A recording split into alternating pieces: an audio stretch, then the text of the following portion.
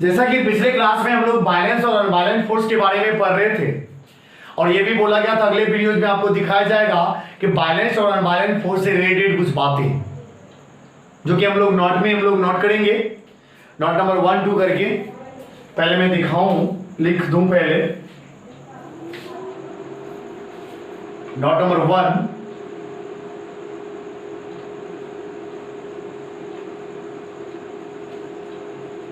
Zero resultant force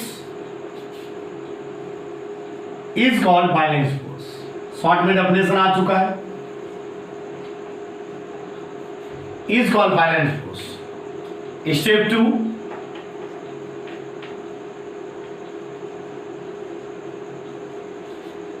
non zero resultant force is called unbalanced force.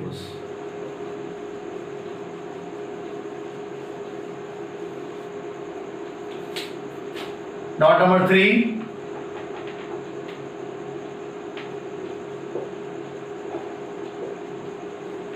unviolent force can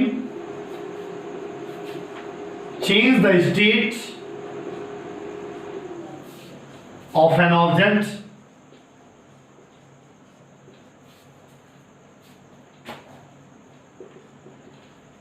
it can change the speed, direction of a moving body.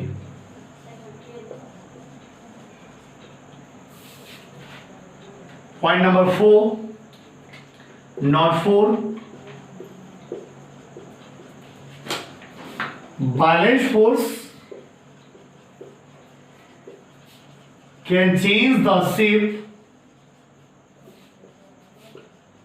or size of a body. Point number 5, when we talk about a force, it usually means it is a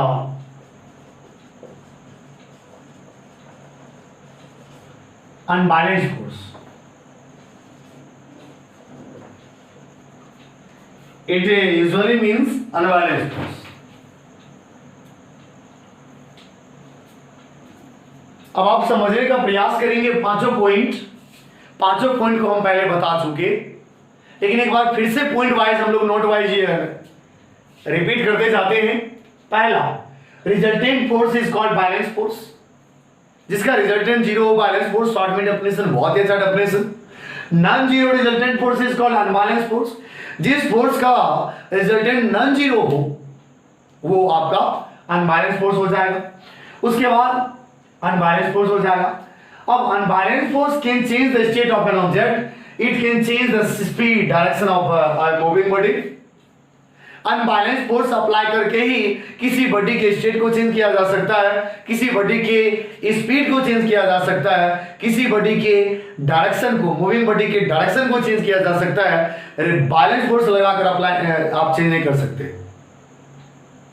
लेकिन 4 number में लिखा हुआ है balance force can change the shape. यदि आपको shape change करना है तो बैलेंस, जैसे गुब्बारा है, बैलून है, इधर से लगा है, इधर से लगा है, जब कस के दबाए है तब जाकर इसका शेप, यानी दोनों तरफ से दबाए है तब जाकर शेप चेंज हुआ, अर्थात बैलेंस आपने दिया है।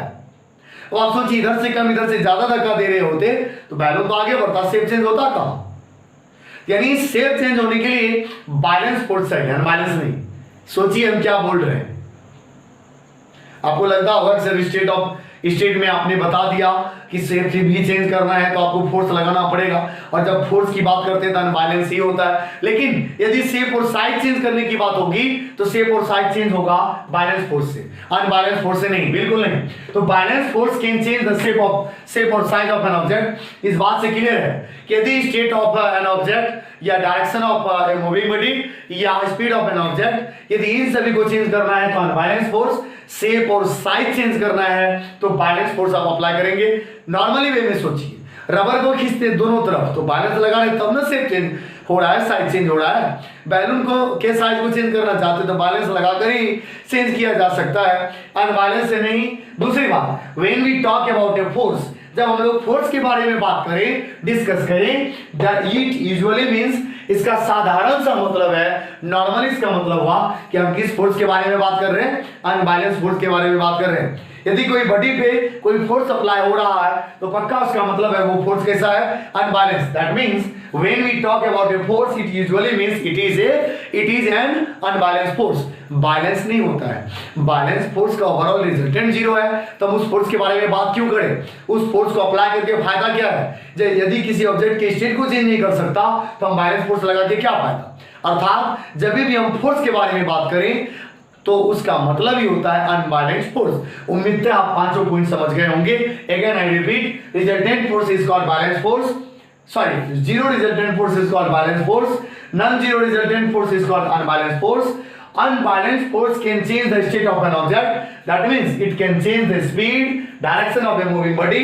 Unbalanced force can change the shape or size of a body. When we talk about a force, it usually means it is unbalanced force. इसको आप अच्छी तरीके से नोट करेंगे। थैंक यू, शुक्रिया। और अगले क्लासेस में आपको बताया जाएगा टाइप्स ऑफ फोर्सेस। अभी तो हम लोग फोर्स को पढ़ने के लिए बेस बना रहे थे, अब आएगा types of forces. Total 12 types, 12 types पढ़ेंगे, दो को 6 करके। ओके, उस हिसाब से हम लोग टाइप्स समझते हैं आगे। अगले क्लास में इसको नोट करेंगे और रिवाइज करेंगे और आगे बढ़ते रहेंगे। Thank you.